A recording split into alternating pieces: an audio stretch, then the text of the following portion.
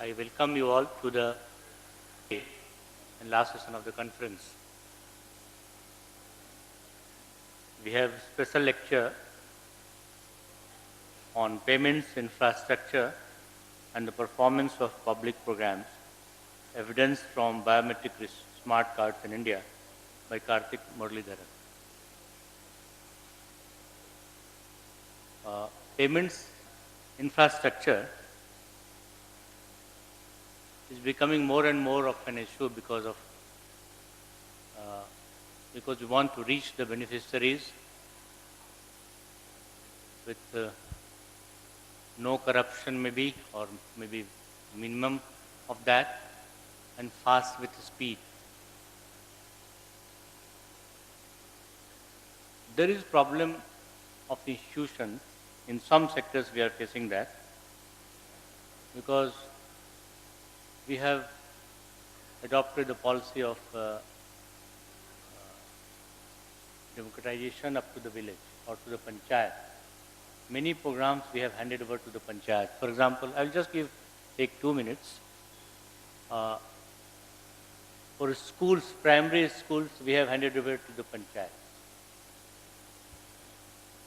Primary schools we have handed over to the panchayats for running. The teachers on fixed salaries, they are to be appointed by panchayats. In the education department, we felt that there was a lot of corruption. If not corruption, then delay. Maybe they wanted to use their power if there was no corruption. But definitely there was delay in payments of salary to teachers. So here the department decided to transfer the money directly into the bank accounts of the teachers. Now we are bypassing all the structures in between, institutions in between. We have decided, and somehow we are saying that the money is routing through panchayat, notionally, but going directly into the accounts of the teachers.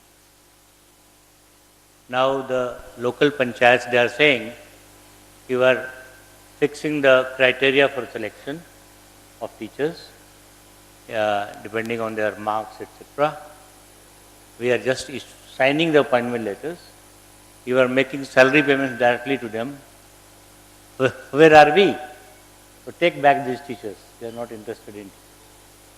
So this kind of dilemma we face when we want to make the payment system efficient.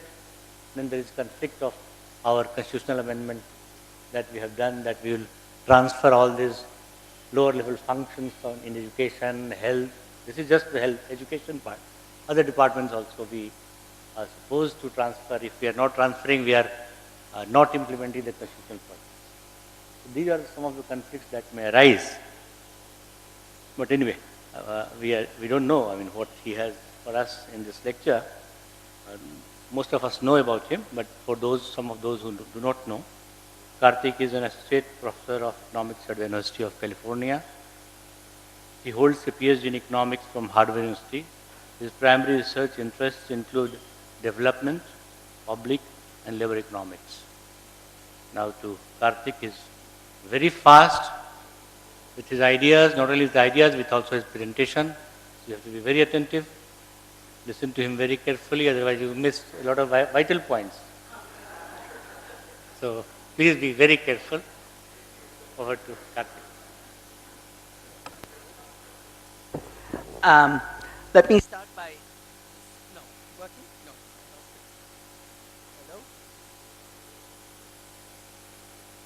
Hello? Let me start by thanking the IGC, in particular the IGC Bihar program, for providing this platform, which has really been an essential part of my research in the past 3 or 4 years, for bringing me to Bihar. And and then once I came, the attractions and importance of Bihar kept me here. So I have now come at least, I think the first IGC conference maybe in 2009 or 2010 was only my first ever visit. And since then I must have come at least 15 times. I've been on this work and all these projects. So in the spirit of value for money, I'm actually going to give you 2 lectures in one. So which of course, and you'll see how they connect. They're very closely connected.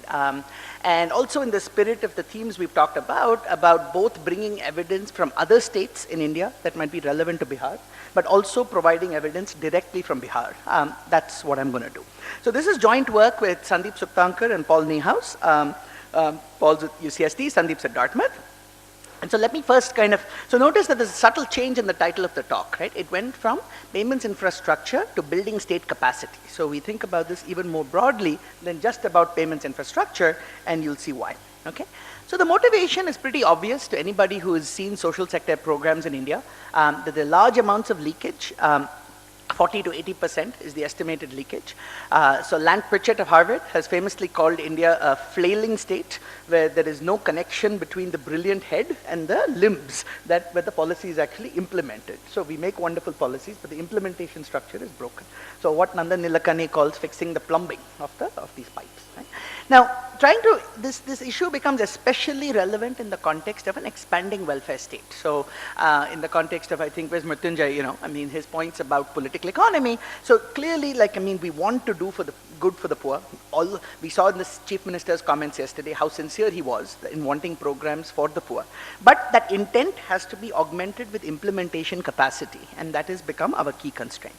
Unfortunately, what happens is that governments tend to focus much more on programs and policy rather than on implementation capacity. And one reason for this could be, in fact, Santosh Mathew, a colleague of yours, his own PhD thesis, Sussex, identifies the deliberate underinvestment in state capacity as perhaps reflecting the need for patronage. So when you have general state capacity, implementation capacity, it benefits everybody, but there are often political incentives to cater to narrower interest groups. And so you are more interested in programs and policy rather than in program implementation, which in fact cuts across the board.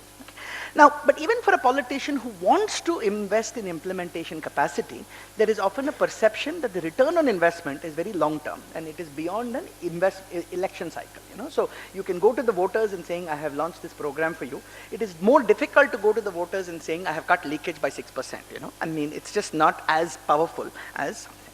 So what we're doing here, so theoretically, of course, there has been an active literature highlighting the importance of state capacity and for long-term economic development, but there is very little empirical evidence, okay, on this topic.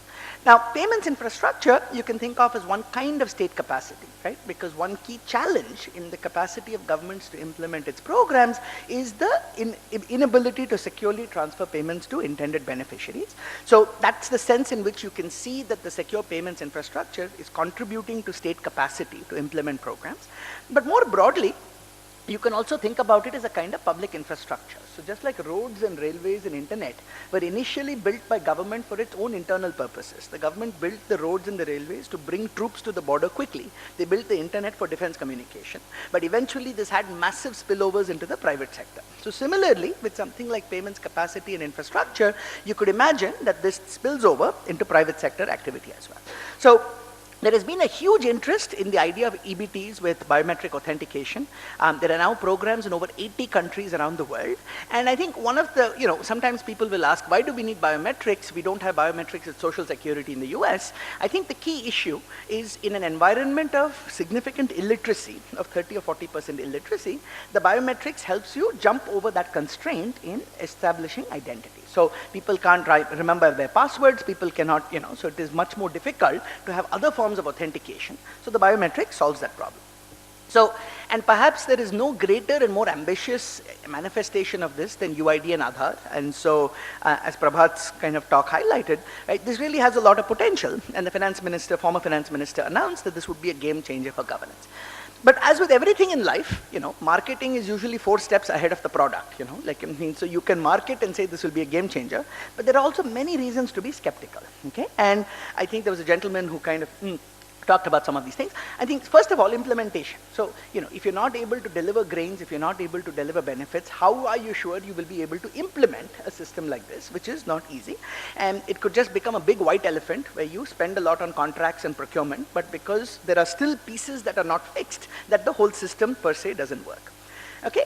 Now, there is also the issue that even if a program is technologically sound, that it might be subverted by vested interests whose rents are being captured. So the view here is that corruption happens not because of lack of technology, but because of the vested interests that are making money, and they are not going to sit down and go away simply because you put technology. They will find some other way, okay, to prevent the implementation. Now, another very subtle concern is that you could actually, if you reduce corruption, you can hurt the poor, okay? So if you look at something like NREGA, if the local field assistant has to do work to implement the project that transfers money to the poor, and if his rents are cut, maybe he will go work on something else and not do the work needed to actually implement the NREGA project. And then I think in the Indian context, people like Jean Drèze and Ritika Khera have worried a lot about exclusion errors, right? So, and this is a much more general trade-off in public finance, that when you try to reduce fraud in government welfare programs, there is automatically a risk that you might deny some genuine beneficiaries. So this is again a very difficult trade-off. And in the context of the comment made in the previous discussion, I mean, and finally, this issue of cost effectiveness is based on untested assumptions. I think the NIPFP attempt at this is pretty credible, but it is still a set of assumptions, and what you put in, like, is what you get. And so there's limited evidence, till Prabhat's paper also came along in favor of either the supporters or the skeptics. So what does this paper do? What it presents work from Andhra Pradesh, which frankly was a bit of a miracle, okay? And it is, what we did working with the government was we randomized the rollout of their biometric smart card program in 8 districts across 157 mandals. So that is like a block, but it is smaller in Andhra. And the key is that the smart card program was already integrated with payments in NREGA and Social Security pension program. So when UID came along, I had a chat with Mr. Nilakani within the first 3 months of the program, and he was fully supportive of evaluating UID.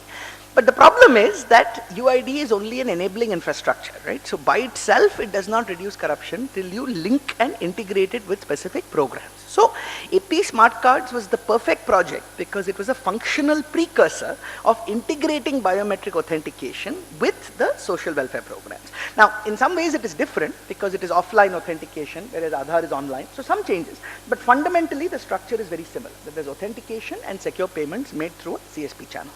So, and then the other thing, I mean, and to the best of our knowledge, this is probably the largest experimental evaluation ever done anywhere in the world, where we randomized over a range of close to 20 million. So this is not researchers coming and doing some small tinkering. This is the government's program. This is the existing program of the government. But by working with researchers, we were able to generate evidence for the government and for the Ministry of Finance on whether this was a cost-effective investment. Okay, so everybody understands how NREGS works. So thanks to Klama and others, I don't have to explain the program. So let me just highlight the key thing that changed when you had the smart card program. Okay, so in the old system, the way the payments work is, you have the worker, the panchayat, and then at the panchayat level, you have a field assistant. They have these muster rolls. They report the work done. That goes up to the mandal or block level. It gets digitized there, then goes up to district, then goes up to state. And then you can imagine there is a similar process of fund flow, like the funds are dispersed to the state, to the block, to the thing. And as anybody who's worked in government knows, like these are all significant choke points, okay? Now, so what does the new system do? The new system, the main thing is you're separating now the upward flow of information and the downward flow of money, okay? So that you don't have a choke point where, so if you look at the old system, where does most of the leakage takes place? You can have 3 types of leakage, okay? So one type of leakage is a complete ghost worker, okay? Worker does not exist. The field assistant or the mandal, the block level officer has made up a bunch of names. You have reported that. The money comes and you pocket that money because even though it is supposed to come to the account of this person, you have colluded with the post office person to generate a fake account and a fake passbook, and anybody can operate that account and you can just take that money, okay? Now, the other version is kind of over-reporting, okay, which is a milder version, but it's kind of similar. Now you have a genuine person, but in his name you are reporting work and more than he has done. So you have done 10 days of work, I report you have done 30 days of work. So 30 days money comes. Now, and I siphon off that 20. So how do I siphon that 20? Because you're illiterate, most of the time, the field assistant is controlling the passbook, okay? So you take the passbook, you collect the money, you give this guy what he has worked, and you keep the balance, okay?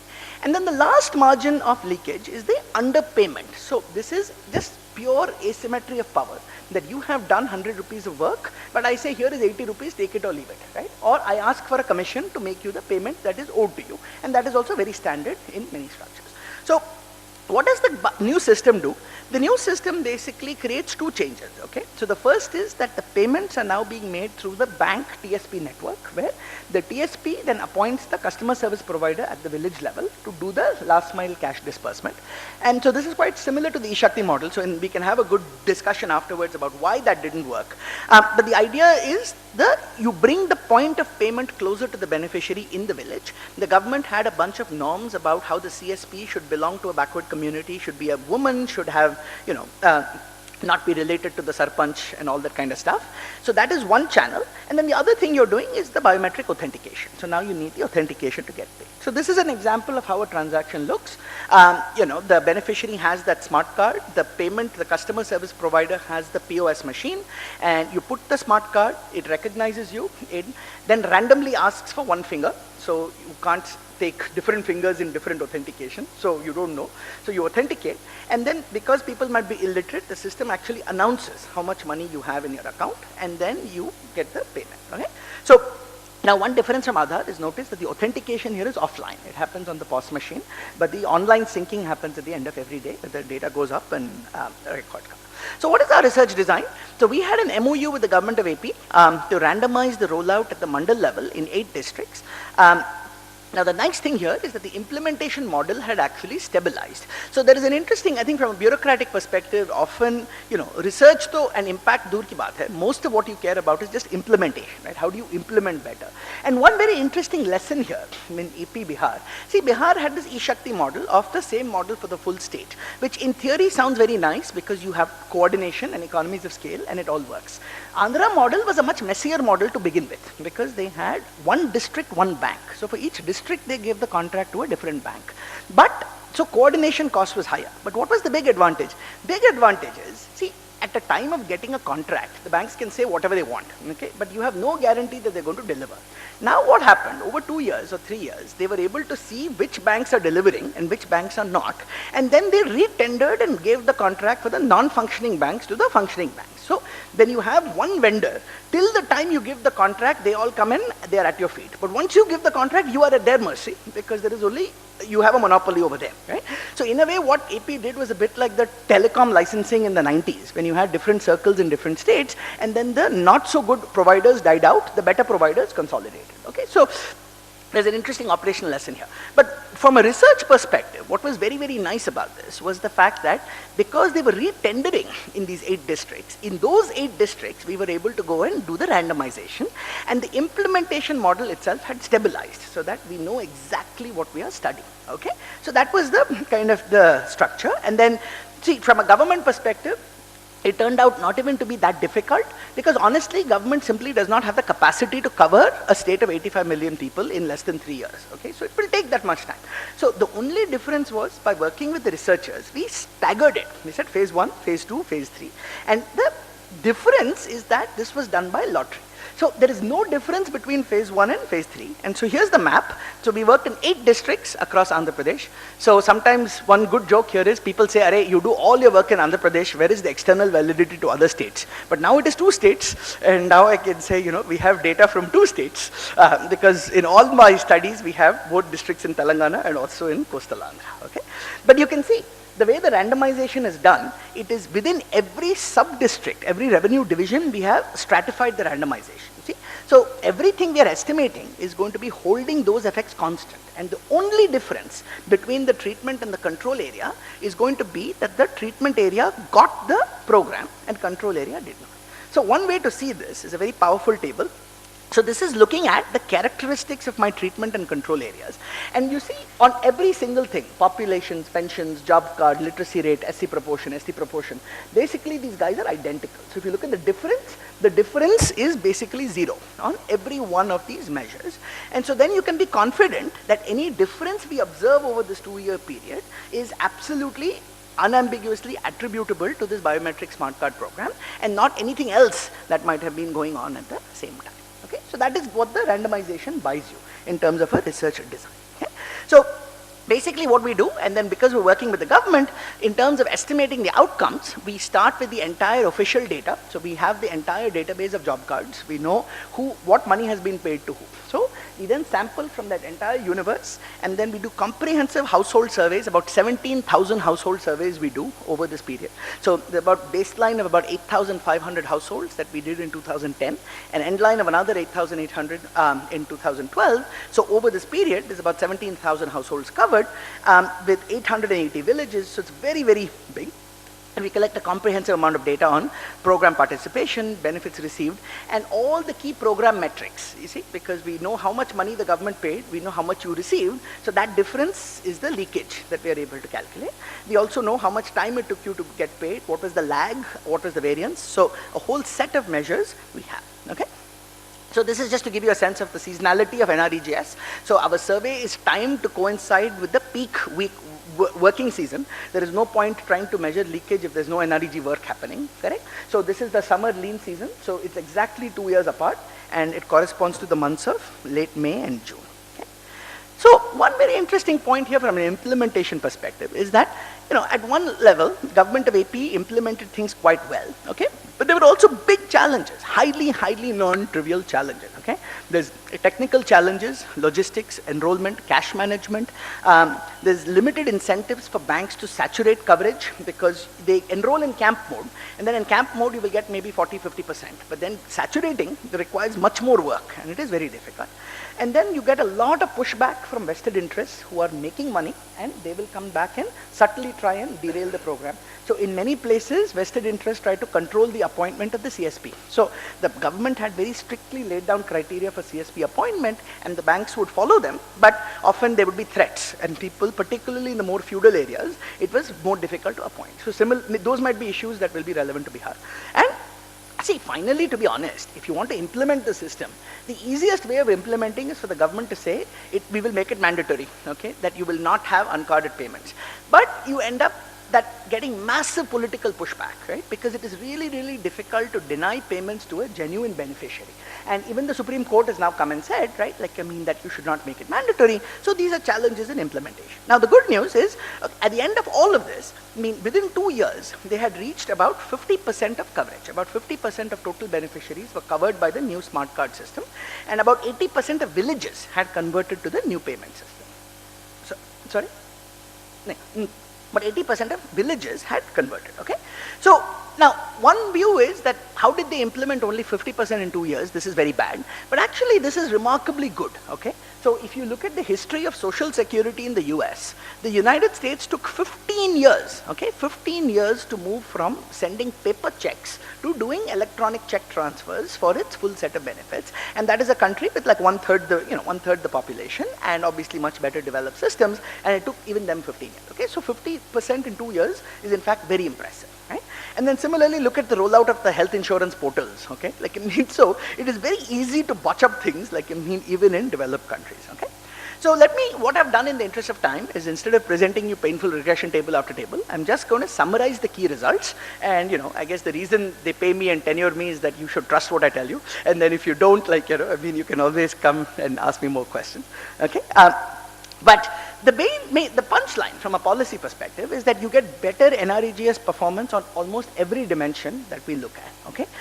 You get a significant reduction in the time to collect payment, which is about 20%. So just the amount of time people waste, going and waiting in line, but the bank doesn't have the money. So just that physical transaction cost falls by about 20%. There is also a very significant reduction in the payment lags. So from an NREGS activist perspective, the single biggest concern is you do the work and you don't get paid for months, right? So, or at least weeks. And so if the entire purpose of NREGS is to serve as an effective insurance mechanism in the lean season, that insurance purpose is completely negated by delaying the payment. So that payment lag falls by about 30%. The unpredictability in payments, in terms of just the variance of the lag, falls by almost 40%, okay? So that makes everything more predictable for the beneficiary.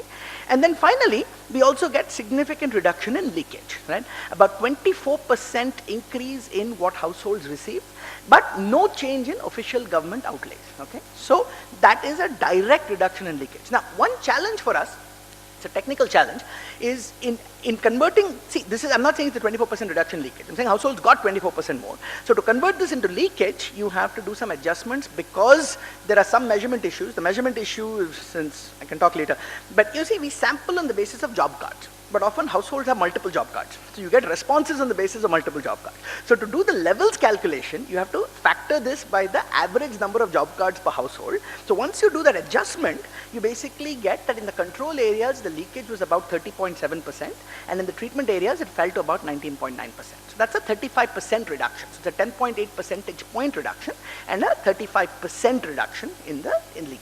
Now, question is, why did the leakage not go to zero? Because you had not finished it, right? It was only 50% coverage, and there are many other things, that had not done. So some people get greedy and look at this and saying, wait, I thought this would eliminate leakage. I'm like, if you quantify the value of this, which I will do, okay, this is a huge number, all right?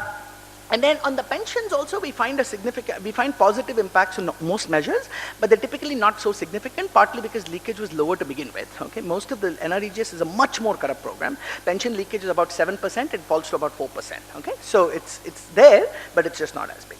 Okay. So I'll skip these slides. These are just the slides showing you the numbers behind everything I told you. Now, one interesting slide to look at is the mechanism. What are the margins of reduction in leakage? Okay, so remember I told you there are three types of leakage. There is ghosts, over-reporting, and underpayment. Okay, so it turns out that there is no impact on ghosts just yet. So about 11%, the control mean, about 11% of households in the control areas are ghosts. So what is the definition of a ghost? The household is in the official data, he's getting paid, and we go to the village and there is no trace of this household. I mean, nobody's even heard of this household. Okay, so we only classify them as a ghost if we can't find them, and 4 neighbors kind of say this household never existed. Right? So there's about 11% of those in the control, but there's no impact on that in the treatment. Why is that? Because they've only gone to 50%, right? And they've not made it mandatory. So it's only if you make it mandatory that you will actually eliminate the ghosts, right? I mean, so you don't see an effect on that margin. Similarly, on underpayment, you don't see much effect because again in Andhra this was not a problem to begin with. So there's only 2% of cases where people report needing to pay a bribe to get paid because people in Andhra are quite aware of their rights. So where is the action? Where is the reduction taking place?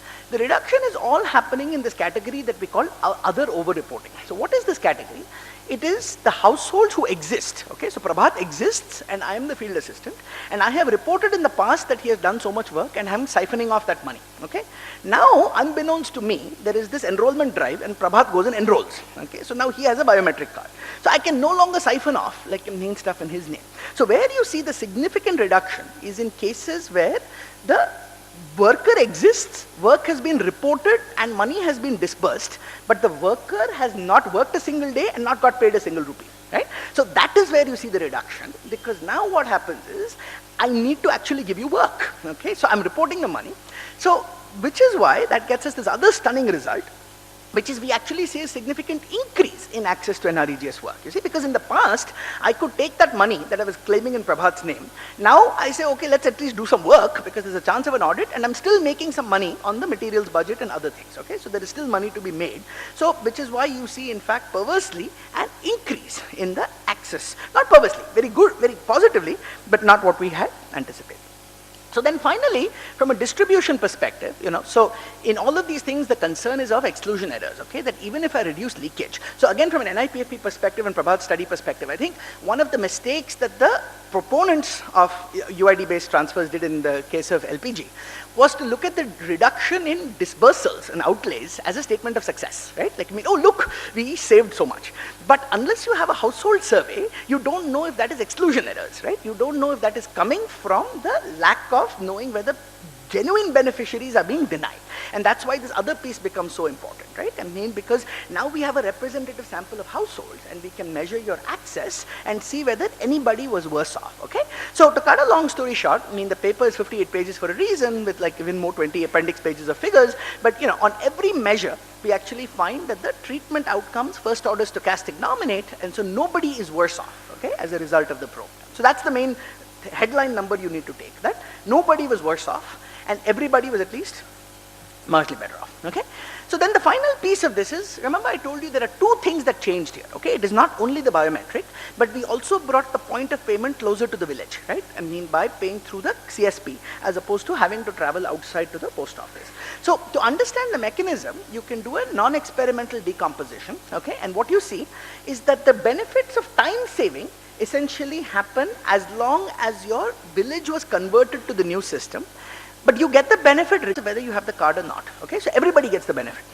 But the leakage reduction only happens if you actually have the smart card. Okay, so all the reduction in leakage happens in the smart card for people who have smart cards, but not for people who don't. Okay, so what that tells you is, at least suggests, that converting to the new payment system was the key to the time saving and the reduction in variance and all the time aspects that I showed you. But the biometrics was the key to reducing the leakage, that you don't reduce the leakage without the biometrics. Okay, last two pieces. Now, what is, and so this was perhaps from policy perspective the single most important result, which is we find overwhelming support, okay, like I mean for the new system. That about, in fact this figure is also slightly wrong, the denominator needed to be adjusted. About 87% of households in NREGS support that they strongly prefer the new system, and 94% of beneficiaries under the SSP. Now the important thing is, it is not that these beneficiaries are being very naive and kind of, you know, glossy-eyed and saying, oh, this is wonderful. They're actually quite sophisticated about what is good about the new system and what is bad. You see, so if you look at the reasons, they will say, positives are 77% agree that the smart cards increase the speed of the payment. 67% say with the smart card I make fewer trips. 73% say I have a better chance of getting the correct amount. 72% say nobody else can collect on my behalf. Okay, so these are all the advantages. But at the same time, 22% said they had a difficult time getting the smart card. 54% said they're afraid of losing the card and being denied the payment. 50% said that they were worried that the machine would not work and so they would not get paid. And 26%, you know, say that they would trust the system enough to deposit money into it. So, but you see, this is the subtle political economy. The subtle political economy of this is, but so voters are sophisticated and the aggregate result is that 84% supported. But if what was happening in government, and this is a classic case of the political economy of concentrated costs and diffuse benefits, right? So the chaps who were losing out, the middlemen who were losing money, they were the ones who were making all the complaints, right? So the stories the government was hearing was about, oh, how is gaon mein card reader was not working. Oh, this poor beneficiary was denied a payment. Oh, over there the cash did not reach on time, right? So, but the stories that are reaching are much more likely to be the complicated ones rather than the general improvement that you're seeing across the board. And so it was a great, and you see, but the vested interest is not going to come and say that don't do this program because I can't make money. See, he's going to hide behind potentially legitimate reasons, and these are legitimate reasons. 54% are worried that if they lose the card, they'll not get money. 50% are worried that if the card reader breaks down, they will not get money. But mota moti baat, combining everything, 84% are still in favor. You see, like I mean, which is what matters. Then finally, from a cost effectiveness perspective, since we have both the principal secretary and secretary finance, like, you know, everybody's always concerned about, you know, this, again, white elephant project, I'm going to allocate so much money, and am I ever going to see the return?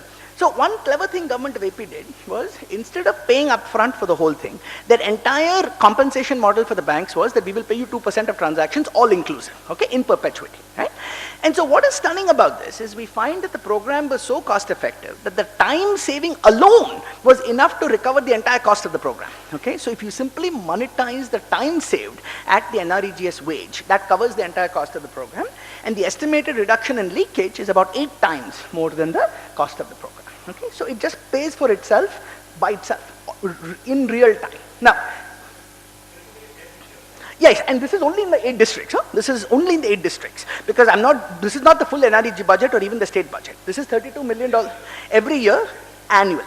But to be fair, the cost is also every year, right? Because the cost is 2% commission basis, right? But it's not an upfront cost, right? The 2%, it's an ongoing commission-based revenue because you have to pay the CSP, you have to pay the last mile kind of, you know, it's like paying Visa or MasterCard, right? It's exactly that transaction cost of 2%. But from the government's perspective, they didn't pay any fixed cost. You see, the government's entire reimbursement model to the banks was, I will give you 2% in perpetuity, you go do everything, right? So there's no fixed cost involved at all from the government's perspective, beyond the contracting and whatever, you know, few things took place. But the leakage reduction was 8 times the cost of the program. Okay, so basically I'm done on kind of smart cards, right? And the punchline is that, you know, it had significant impacts under real world implementation with better payments experience, lower leakage, strong beneficiary support, and highly cost effective. And in almost every way, this is likely to be a lower bound on the long-term effects, correct? Because our estimates do not capture the potential future benefits from building other services on this payments infrastructure. So this is only 2 government programs, not PDS, not scholarships, not pensions, not other things. And the other thing is the private sector, right? We haven't talked about remittances, we haven't talked about financial inclusion, we haven't talked about any of that stuff, okay? So now, and this is then my transition. So when we started this project, you see, what was so exciting about UID and payments infrastructure is it allows you to completely transform the functioning of the Indian welfare state, okay? Like, I mean, on two margins. The first is improve the functioning of existing programs, okay? So that is what we have done here in AP. So in AP, we have not touched the design of NREG, right? It is the way it is, okay? But the second thing it allows you to do is it allows you to make more efficient policy by reducing distortionary subsidies and doing an equivalent income transfer, right? And so that is what the Bihar project is about. So which is then my phase 2. And as I wrap up phase 1, like I think the main point is how important it is for policy decisions to be based on rigorous large-scale evidence as opposed to the anecdotes, right? So, some of this is of course political resistance, but the political resistance will come in the disguise of anecdotes. Now, this is not to say that you treat everything as this is a lie. You have to take it seriously, but you also have to generate large sample evidence, like to figure out what you want to do.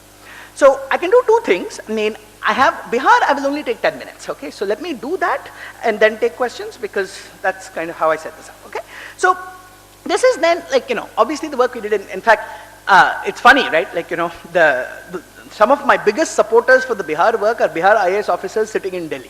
So when I presented this thing, like, to Mr. Jairam Ramesh, both Mr. Santosh Mathew and Rajesh Bhushan were there, and they said, like, please go make this presentation in Bihar to ICM and to understand why the eShakti project was not done, because that was the potential, like, I mean, if this whole thing was done properly. But the good news is we're also doing things here in Bihar, okay, and very much responding to demand from the government. So this is the project on food security, and the background is again obvious. Okay, PDS is the main tool for the government of India for food security, but Planning Commission alone estimates that only 27% of benefits reach the targets. So given these issues, many policymakers and academics have suggested a case for switching to cash transfers in lieu of PDS. So I think even though, we had a presentation this morning about all the work the government of Bihar is doing to improve PDS, and that is wonderful. But see, from an economist's perspective, it is structurally an unsound system to run a dual price system, right? I mean, you are structurally asking for diversion because it is like expecting that you have water at two levels and the water will not flow from high to down. Just like law of gravity is things will go from up to down, iron law of economics is things will go from low price to high price, okay? So instead of setting up fundamentally flawed systems, the question is how much better can you do by thinking in terms of cash transfers, okay? So, and this is directly responding to the comments of the former CM Shri Nitish Kumar on many times in the context of Food Security Act, he said that, that cash might be a better option. And the Deputy CM in this same conference, in this forum 3.5 years ago, made an explicit request to academics to come and study this, right? So our work has responded directly to this demand. And I think Ramesh ji may have even been there in the discussion in Anup Mukherjee's chambers 3 years ago when we started this. So, and I'll talk a little bit about the main issue we have. So what is the promise of cash transfers? It's very obvious, okay, I don't need to do this. But there are also very important concerns, okay, and it is important to not, and I think the biggest mistake sometimes that advocates of a policy program make is to kind of try to bulldoze their way through without accounting for all the legitimate objections on the other side, okay. And so what good research should do is say, here are all the positives and negatives, let me design things to mitigate the negatives, and then let's go measure to see if in fact the gains take place the way you expect them to do, okay? So what are the main concerns about cash transfers? The first is just implementation, okay? Some will say if you cannot implement a food system, how on earth are you going to implement cash without people siphoning it off along the way, okay? Then there are the standard behavioral concerns in PDS that if you give people cash, they'll just drink it away and not eat. There is, I think, more subtle arguments that it does not protect the beneficiary against price volatility. And in fact, personally, I now think the single most important difficulty with cash transfers, having tried to design this system, is actually getting the spatial indexation right, okay? So the fact is that when you provide a benefit in kind, it hides the enormous variation in unit cost of providing the same unit of in kind across geographies, whether it's rural or urban, how integrated you are with markets. So what is optimal in urban might be very different. So the PDS in a rural area might be providing the supply side influx that would not otherwise happen. In an urban area, it might not be necessary, okay? So these are all very difficult problems, okay? So what are we doing? Fundamentally, this is an empirical question, okay? About whether the benefits of switching outweigh the costs is an empirical question. But governments are understandably risk averse, okay? So, it's very, very, very difficult to change policy, particularly for something as central as food security for the poor. And this is politically sensible, right? Why would a politician want to take a chance on something that is so critical? Yes, I know the problems with my existing system, but these are the known knowns as opposed to the known unknowns, as opposed to the unknown unknown, right? So I would rather work on fixing these than shifting whole scale. So from a policy experimenter perspective, I think it's really important that we think about how do you de-risk the process of policy experimentation, okay? And a large part of this, of course, is you run pilots and evaluate. But what is the key innovation in our design? The key innovation in our design is we are not going in and saying randomly we are going to shut down the PDS for some people and give them cash and study what happens to nutrition. What we are doing is we are giving beneficiaries a choice of saying that if you want, you can exchange your PDS entitlement for an equivalent amount of cash. So Shubhashish and folks tried something very similar in Delhi. About this from a straight public finance perspective is we can also randomize the price, okay, that we offer for the coupon. And so that allows you to estimate a demand curve, to estimate what is the privately valued amount of the public fiscal transfer, okay? And this has never been possible in any setting in the world. So normally if you want to say, I'm doing poverty estimates and I want to quantify the value of publicly provided subsidies, you'll typically price it at its cost. You have no way of estimating its value. Now the value could be much higher than the cost if it's providing insurance, or the value could be lower than cost if it is badly implemented. I'm sorry? It's a revealed preference. It's a revealed preference demand curve, exactly, okay? So this is what we are out to do. Now, our activities to date, like I said, we started this 3.5 years ago, and it speaks to both our persistence and how important we think this is, that we have been doing this for 3.5 years. We were delayed for 2 years for reasons outside our control, okay? One is the eShakti platform was abandoned, and second is, I think, the initial conversation here was that the government would fund the cash transfers and we would fund the evaluation, because this is going from one pocket of the government to the other, right? But it is not fiscally neutral to government of Bihar, because subsidy from FCI comes from government of India, comes in kind, so it would still have to come out of GOB's pocket. So then we spent another year raising the money independently for the cash transfers. So now we are doing this entire project at zero cost to government of Bihar, to my two finance friends here, okay, zero cost to government of Bihar. So now what we've done is in the past 9 months, I mean, we've run this proof of concept in Gaya district, and I'm just going to share 2 slides on the results. So what we did is we worked with this business correspondent and we developed a PDS application that sits in the system of of the CSP. And system is very simple, okay? Because beneficiary has a coupon, we facilitate the account opening, so they have an account with biometrics, and then we communicate that. So the team that did it is all here, Iman, Angad, Vishal, Savant. So they've worked on this really, really hard. And what the system allows is it allows the CSPs to authenticate the beneficiary, and then you turn in your coupon, okay? We enter the coupon details into the system, you deposit cash into the account, and you can collect the cash, that's it. So the only thing is the coupon, the food coupon serves essentially as a credit, right? Because in the system, once you deposit the coupon, you cannot collect it as grain. So what you need is to avoid double dipping, right? That you can pick only one of the other, and that's what this does. Okay, and then the transaction level report is generated and reconciled. So this was done over 16 villages and 150 beneficiary households. So let me just share these results.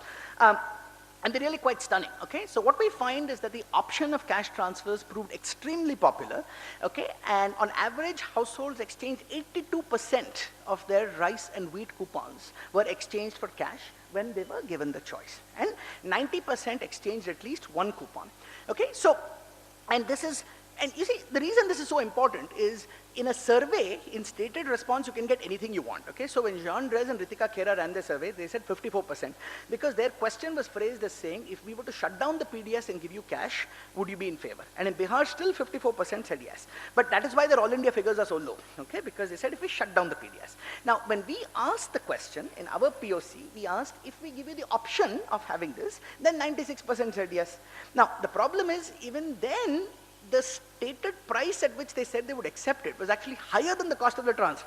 So the talk is cheap, okay? You have to do this with revealed preference. And so that's why I know the price time series of rice and wheat, because we index our subsidies to what is the official data from the ministry, right? Like, so this is done at a fiscally equivalent transfer, and that's what we're presenting.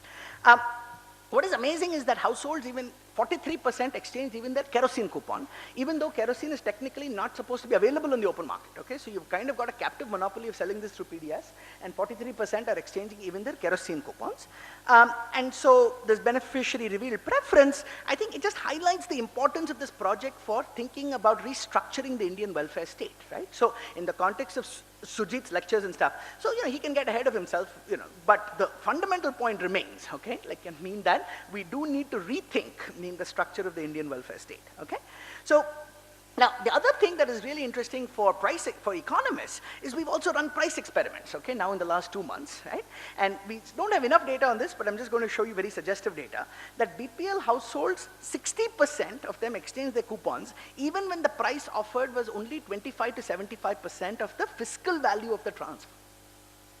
Okay, so that just tells you right there the gap between outlay and the equivalent perceived value, because there is leakage, inflexibility, unpredictability, whatever. So if you give me cash that is even 50% of the cost of the subsidy, but give it to me reliably, I'm more likely to pick that, than keeping the option of this coupon. Even when the price offered was on average only 50% of the subsidy, of the fiscal cost of the subsidy. Yeah, exactly. He doesn't know that, right? But so you'll see this, I'll just show it to you. Okay, so these are just 2 graphs. So this is showing the time series of the take-up on the food and grain coupons, and it's almost steadily at about 80%. And in kerosene, it starts a little low and hovers, it's kind of edging up to 50%, but average is about 43. And then, but you see, this is the important reason why you have to still do choice, okay? Even with these 80% data, I would not be comfortable with a system that switched cold turkey, into a system of cash. Why? Because there is so much variation across villages, right? So in some villages, you get 100% take-up. In other villages, you get take-up that is less than 50%. So we haven't dug into these reasons yet because the sample is too small, okay? But it's possible that some villages are just too far away from the CSP. And it's possible that in some villages, the PDS is working well and he's happy with it. It is possible in some cases that there has been intimidation also by the dealer into not taking this, okay? So we need to dig into these reasons, but there is a fair bit of heterogeneity, so which is why you got to be careful. And this is then the stuff in the price experiments. So it's very small samples because we've only done this for 2 months. But what this is saying is we varied the price from about 25% of the market value of the subsidy to 125%, okay? So you see that, this take-up is about 80%, so this is the fiscal value, okay, at about 100%. But even at 25 to 75%, you're averaging a take-up of about 60%, even when the price offered is much lower. Okay, so I'm done. The bottom line here for the government of Bihar, and I think even for the government of India, the Expenditure Reforms Commission, and so Arunish has already told me to send him these slides that he'll put it in there, because he's now in expenditure. But the POC was very successful, right? And the popularity of the cash option highlights the importance of the project and the power of a revealed preference design. So I think this is politically extremely important, right? Because now instead of generating one very crude vote on 5 years on a whole vector of issues, you're generating an item level policy vote, right? From your beneficiaries, and that becomes extremely important as a way of navigating the politics of reform, okay? Now, the project was delayed by 3 months because of the elections, and we talked about this in the morning session, wholesale change of personnel concern, and also the dismantling of the coupon system, okay? But we expect we'll fix this. So based on our conversations with Mr. Pradhan, we believe GOB continues to be highly supportive of the project and has assured full support in continuing the project with tweaks, and we'll do the full study with a sample of 6,000 to 8,000 households over the next 18 months, because so far I've only given you the revealed preference. We haven't shown you anything on nutrition. So to do the nutrition and the detailed anthropometrics and alcohol consumption, tobacco, to do all of that, we'll have a much larger sample, much larger survey, but it's fully funded, ready to go. So we expect to kind of get started ASAP and have this for you in the next 18 months. So, thank you.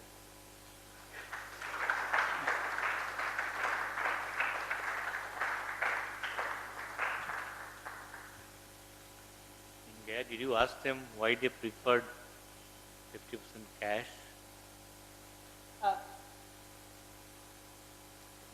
See, so the price experiments we just started, so that we just have 1 or 2 months of data. But I think, see, the way we did this was, we ran the pilot for 7 months, and then for those beneficiaries, we said the pilot is over.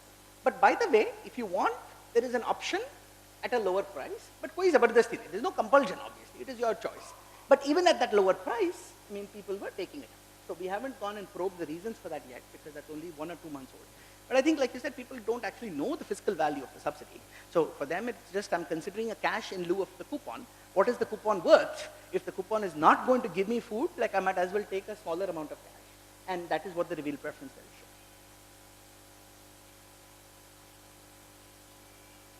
show. The bird in hand is better than two or five in bush. Okay.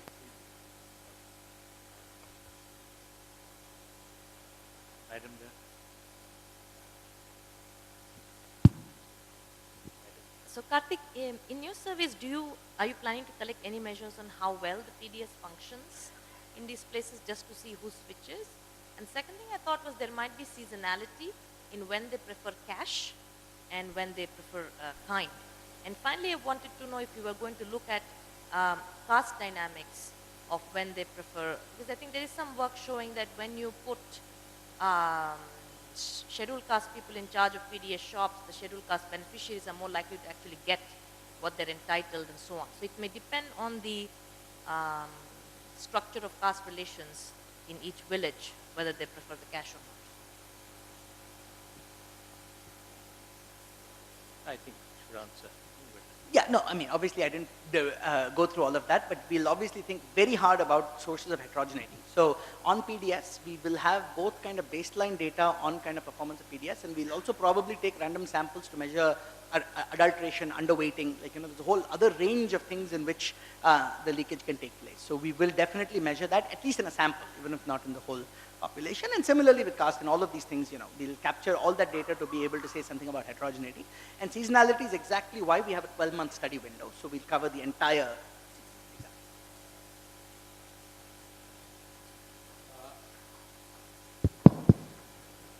I think there was a suggestion that you collect questions and answer all of them. Saves time. I have a part clarificatory and part reasoning. You see, this business of preference for cash, right? Why is that surprising? It would seem to me that if they had the PDS, they just get the rations or whatever it is. But with the cash, they have the option of spending it any other way. And so therefore, this is undergraduate economics. But does the government of India realize this? I don't know. I mean, I'm getting old, so maybe I'm forgetting my economics.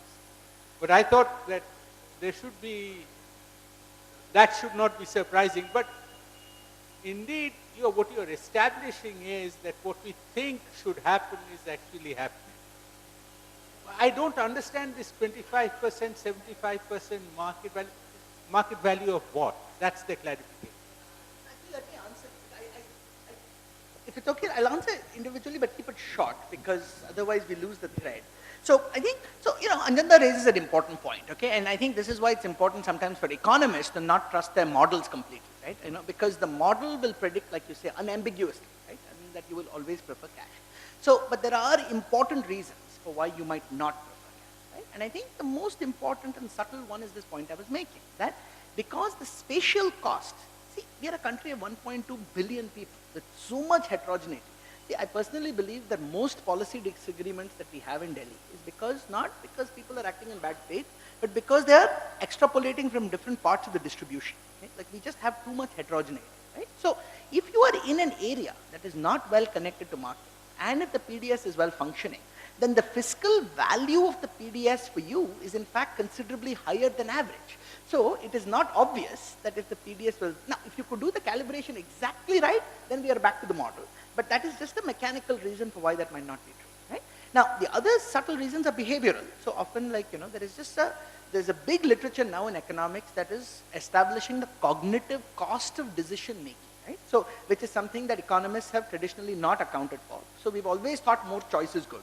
But it's not clear that more choice is always good. So in fact, there is some work now showing that there are conditions under which restraints. Anyway, so all I'm saying is theoretically also it's not completely obvious, but you're right. I mean, but the other big point which we are missing is that, you see, we don't do this only for the beneficiary. The truth about whether it is publicly funded education or publicly provided education or publicly provided food, at some deep level, we are responding to paternalistic preferences, right? So the reason we insist on education and not cash is because we want to make sure in the intra-household intergenerational bargaining that the child does not lose out. So there is some paternalistic aspect of this, that you want the child to get educated.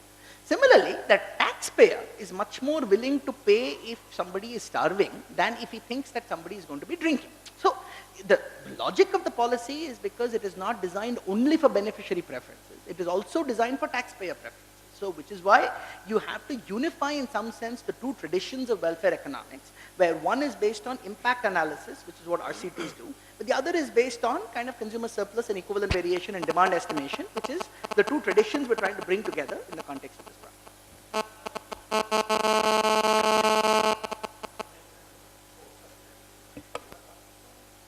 The clarification on 25 to 75% is, see, we know what is the fiscal value of the subsidy to the government, right? So what is the market price, what is the subsidized price? You take that difference. So the baseline sample gets the full fiscal value, but then we are varying the amount that is being offered to calibrate that demand. A very, very interesting presentation as expected. I have three comments which are pertinent to your, two of which I think are pertinent to your next piece. One is a comment about a previous study that was done by IGC Bihar by Maitresh Gupta on cycles, right? And in that study, exactly the opposite was found.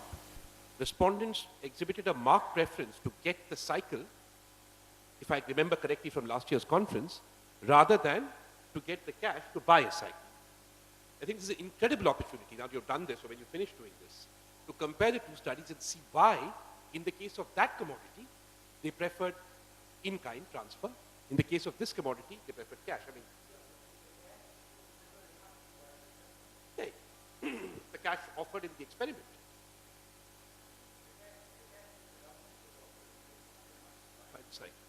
I see. Well, so then here clearly the cash that the government is offering, even when it is not enough to buy the same amount of food, respondents are moving. So that shows that, you know. No, and it also shows behavioral preference. That maybe as a policy matter, governments are over-providing, you know, quantity of food. I don't know. I mean, that's what you'll find out. It might show that, yeah. It's a possibility. So it's very exciting because from a finance ministry, from a fiscal perspective, I'm sure finance secretary will agree, it doesn't matter. You've already proven that this is cheaper. I mean, both Aadhaar and this, I mean, other ministries we have to worry about the rest of your survey, but I think you've already delivered to the Bihar Ministry of Finance. That's because Huh?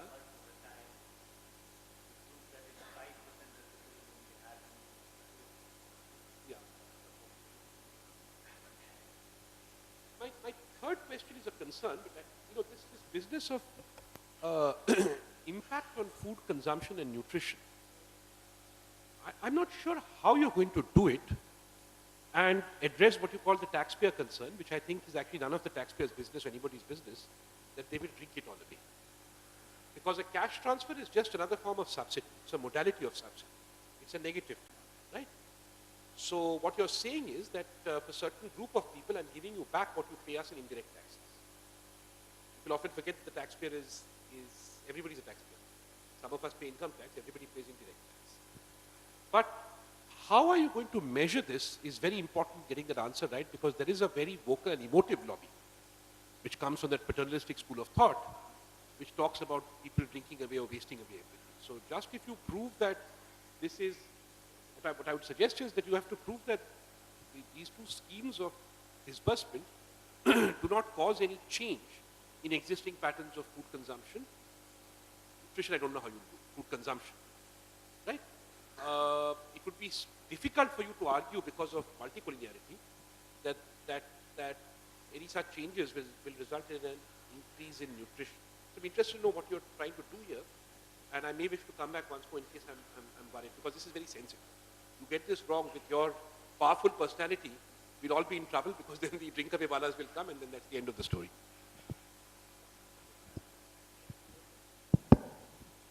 I have two questions or comments. One is about NREGA. kindly introduce, I'm Alak Sharma from the Institute for Human Development, Delhi. and brief. Pardon? brief comments. Yeah. One is you gave several examples of NREGA, how leakage can be controlled. We found in our field work in Bihar some 3-4 years back, there was a win-win situation. Implementers, suppose workers work for 10 days. It was shown that he has worked for 30 days. 20 days extra were shared by the implementers and also the workers. So it was a win-win situation. And it was quite extensive in some districts of Bihar. So how from your model, how it can be controlled? There are so many societal factors, institutional, all that. Any technology can't do. This is one. About PDS, cash transfer, Professor Anjan Mukherjee rightly said that it is undergraduate text. And given the cash-starved rural economy like Bihar, where there is no cash, there is distress sale. You see, demand for procurement of food grains is very high in Bihar, even among small farmers, because they don't have cash. So that is why they want cash. So revealed preference does not really reveal their rational decisions. And it is also, you can give, take the instances of all the money which has been given to tribals in displacement. They have wasted. Now in land compensation, landlord, they are buying cars and all that, so money is being wasted on drinks and all. So this is not a simple concern. So maybe if the PDS, why is it is being implemented well in Chhattisgarh? There is no major study which has showed any major shortcomings of that model. So if it is functioning well, the last one, just a half minute, if cash is given, and now the government of India is planning to introduce many items in PDS which are of nutrition value. If you give them cash, they won't buy that, they may not be aware. So given the widespread malnutrition in the country, if you leave to the beneficiary to buy, they will either buy some wine or they will buy also some grains which are not of nutritious value. So these are some concerns apart from, of course, infrastructure facilities and all that. Please. I had read your papers some time back, and I recollect that in your... I'm Gopal Krishna, and I'm an independent... Kindly introduce yourself. I'm Gopal Krishna, and I'm an independent researcher on public policy issues. I had read your paper some time back, where you have thanked, in your acknowledgement, Mr. Ram Sevak Sharma and Romdiar Network. And the reason I mention them, I will say it in my concluding brief remarks. Agreeing with what Ratin sir was saying, that the preference for cycle it needs to be taken note of. The second, the study by Jodres and the other study which you referred to by Ritika Khera, they look at two other aspects which perhaps you have not factored in your study. One is the gender aspect and the other is the transportation cost. Post-cash, when cash is in the hand of the beneficiary, he will have to transport. And also the studies of Jodres and Ritika Khera revealed that the women in general preferred food grains and not cash, because the tendency of the male folk is to go for liquor and other things because of other essential needs. So I think that also merits attention. This is regarding the direct transfer thing. The other is about this touching faith on biometrics. I have exhaustively, to some extent, I would say, studied biometrics literature. And two studies I will quote, and for your consideration. One is a study titled Biometric Recognition Challenges and Opportunities by National Research Council, CIA, Department of Homeland Security and Defense Advanced Research Project Agency. This was published in September 2010, which says biometric data is inherently fallible. The Economist reviewed the report. The National Academy of Sciences, USA, also examined it. And they said, in concurrence, that biometrics data is unreliable. It is unscientific to assume that there is a part of human body which does not age with time, which does not change, be it iris or be it fingerprints. In fact, Ram Sevak Sharma, whom you have thanked, in an interview to Frontline revealed that 15% of the population, sample population, had their fingerprints erased because of manual work. There was another percentage, I'm forgetting, that there were workers who were exposed to, whose eyes were exposed to some hazardous work or silica work or sand work, that their iris scan could also not be captured. 15% is not a small percent. In any case, the assumption itself about biometric being unique is scientifically questionable. And for concluding it, I would say that The Economist, in its October 1st, 2010 issue, had a story titled "Biometrics: The Difference and the Dubious Security." And it quoted a very important anecdote which merits attention. The anecdote says that in Germany, where cars were being locked with fingerprints, the thief chopped off the finger of the owner of the car and stole the car. So it talked about biometrics inviting violence on people who use biometrics. Thank you. Advocacy statements, okay? These are also advocacy statements. You were saying that you better adopt it, you'll be benefited.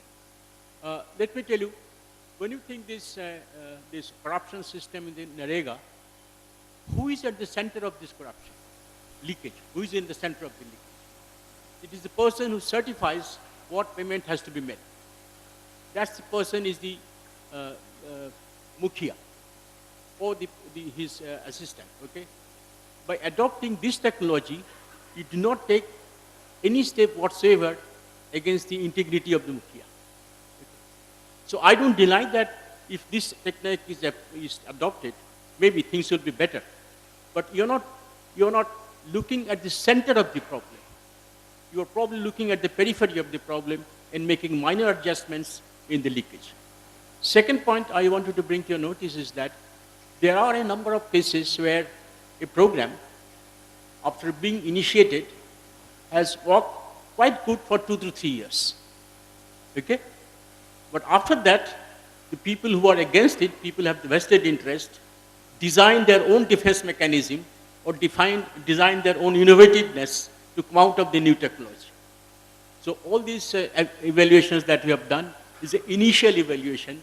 I presume you'll take into account. I'm saying this, I'm not denying the results of this study. That I take for granted. But since it is an advocacy statement, I think these are the 2 points we should bear in mind. Thank you. Mr. Pradhan.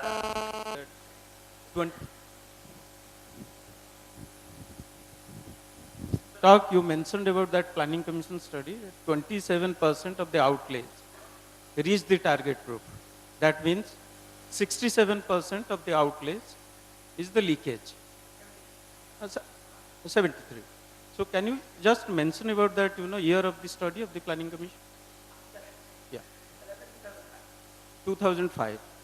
But to my knowledge, I think the latest kind of planning commission observation, it is 40% across the board, and because of the reforms in Tamil Nadu, Andhra Pradesh and Chhattisgarh, now it has come down to 10%. The second issue regarding your cash transfer versus this kind, Professor Drage and Ritika Khera, they have done this study for 9 states. I don't remember that Frontline, it was there maybe 2012 December or something. And the considered view, what Gopal Krishnan was mentioning, if you don't have banking infrastructure at the remote villages,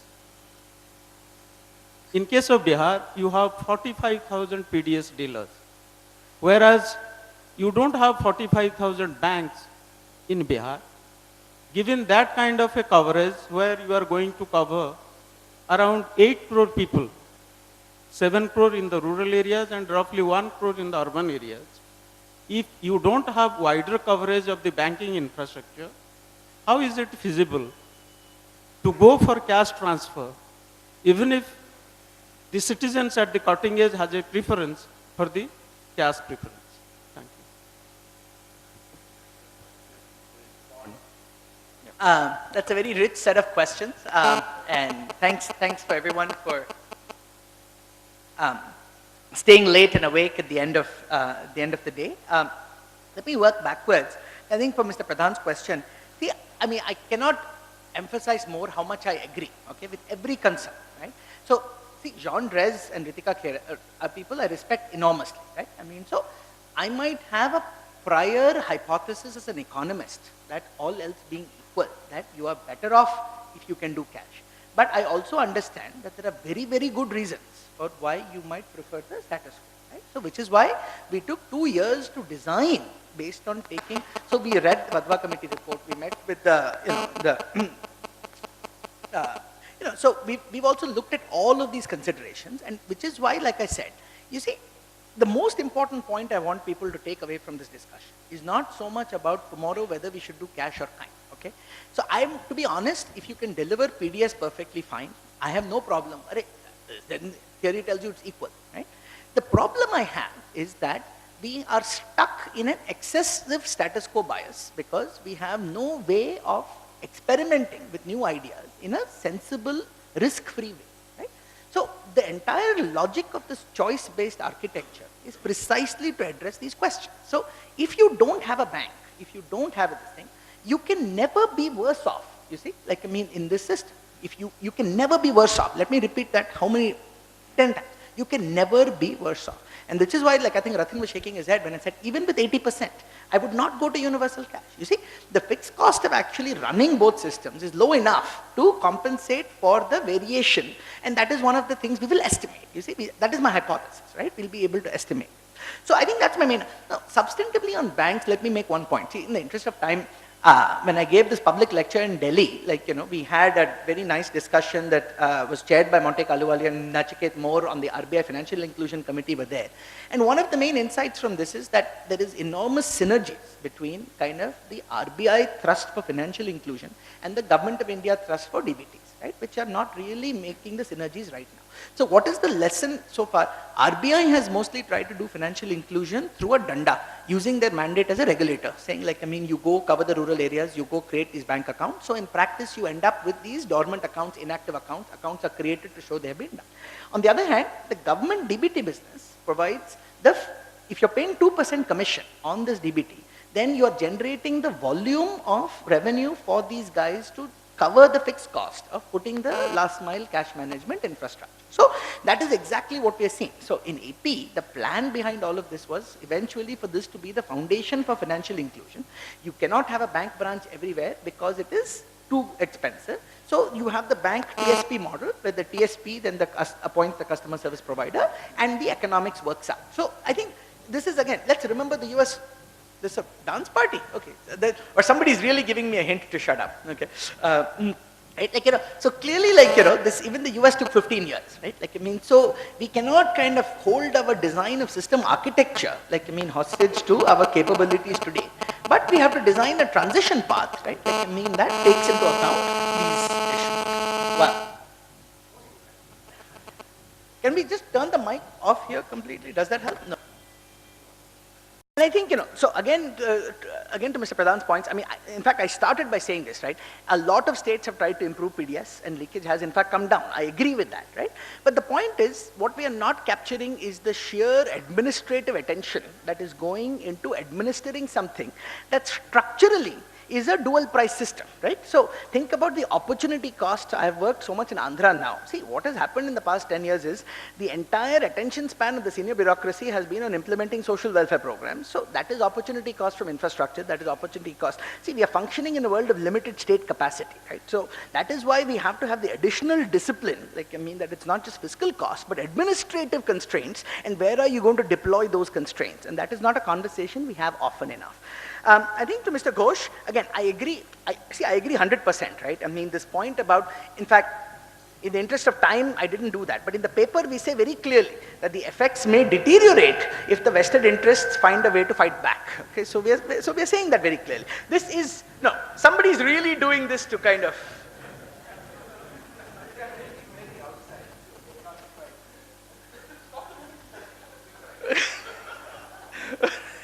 this, oh, I see, so somebody's trying a randomized experiment on my temperament. You know? No, I mean, I'm happy to stop, but it's only in the interest of respecting the answers. No, I mean, I think somebody is trying to have a joke here, so I will stop. Yeah.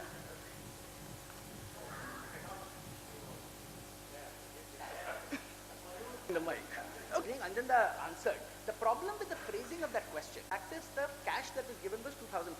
The average cost of the cycle bought was 3,200. So when the household was answering that question, they would obviously prefer a cycle worth 3,200 as opposed to cash of 2,500. So it was not fiscally equivalent the way the question was asked. But also you see at a very deep level, and this goes back to Dress and Khera also, okay, I am very suspicious of stated preferences. You see, so I think stated preferences are a useful starting point, but I don't want to hold policy hostage to stated preferences because it is so sensitive to how the question is framed. It is so sensitive. So I'm not saying ignore it, right? I'm not saying ignore it. But that is why, again, the choice-based design takes care of that, right? I'm hearing the voters' preference by looking at what they are doing. Okay, so which is why we have designed it this way. I think on your larger point about the reliability of biometrics, you see, I think I am not going to sit here and litigate and validate, like, you know, the 100% technical accuracy of biometrics. Right? That is a technical decision, like the people are doing. I think one very, very important point to remember is to not make perfect the enemy of the good. Right? So is it a perfect system? I'm not going to stand here and say. But the data unambiguously shows that not only do you get the reduction in leakage, the reduction in time, right? So in every way, you have improved the performance of NREGS, and again, people are saying 94% prefer the program. Now, personally, I feel the one mistake that will be made and should be avoided is if there is an attempt to make biometrics mandatory. You see, my preference would be to improve the performance of services with biometrics to the extent possible, but don't create the backlash by making it mandatory. Right? So even the Supreme Court, right? I think the Supreme Court justly, I think correctly, has expressed caution, partly because I think you mentioned, right? There was a little bit of a bait and switch in the way Aadhaar was done, because the promise was it will not be made mandatory. Then Aadhaar comes back and says, we are not making it mandatory, the departments are making it mandatory. So I agree, and I'm fully with you, right? I mean, that I would be very uncomfortable with that kind of bait and switch. But the way I think about it is that we have a fundamental problem of leakage, we have a fundamental problem of financial inclusion, a fundamental problem of last mile financial infrastructure. The Aadhaar is a platform that can be used to significantly improve things. So show that you can deliver it better and people will opt automatically. You know, you don't have to make it mandatory. So the big lesson from our AP is, it was not made mandatory. So only 50% coverage was there. The other 50% was still getting the manual payment from the wage slip, but the conversion was going up slowly over time. And so that way, the government of AP, I think, got the balance exactly right, right? So coming back to P.P. Ghosh's question, you see, if you go too fast, then the vested interest will come back very quickly. But if you go slowly, then you've demonstrated the benefits over time. And okay, so I'll stop there, and I think I'll take some other questions offline. Thanks. Beginning itself, you have to be very attentive to him. I think you have been very attentive, and a lot of people are still willing to raise questions. I think time is over. I thank Karthik and all of you for this wonderful session. Thank you.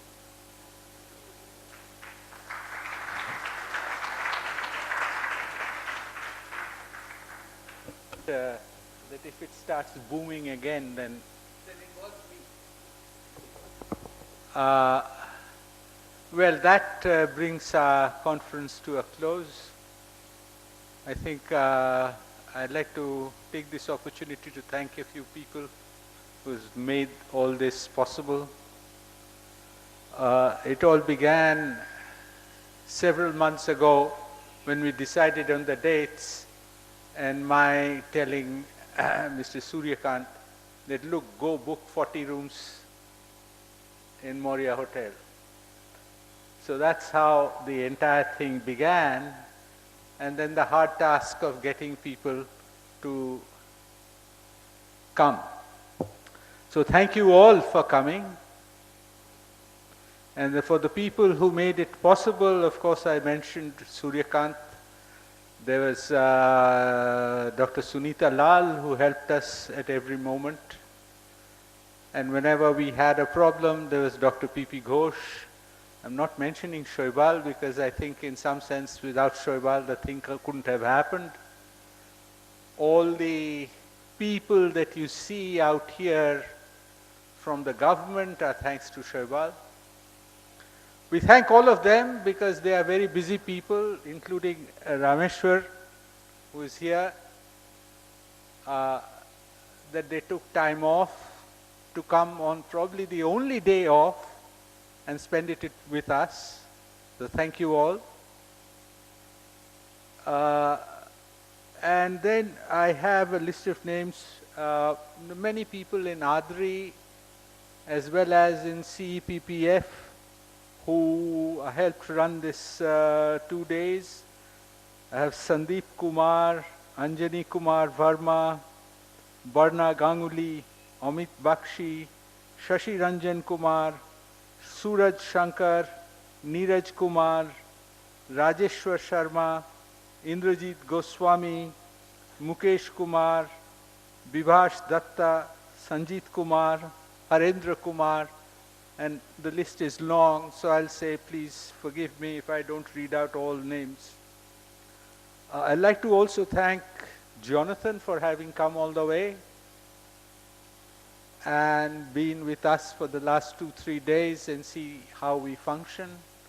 Hopefully we have made the grade and we continue. I also like to thank all the people who presented and all the people who discussed. And finally, I want to put forward my apologies to 2 people because they didn't get a chance to really respond to their discussants. There was Indrajit Roy. We were short of time and therefore sorry we couldn't give you adequate time. And there was Clement who was there, and I did tell him that I'd say sorry. It's all because the Chief Secretary had to rush and I was told that we couldn't really proceed. So thank you all. Till next year, July.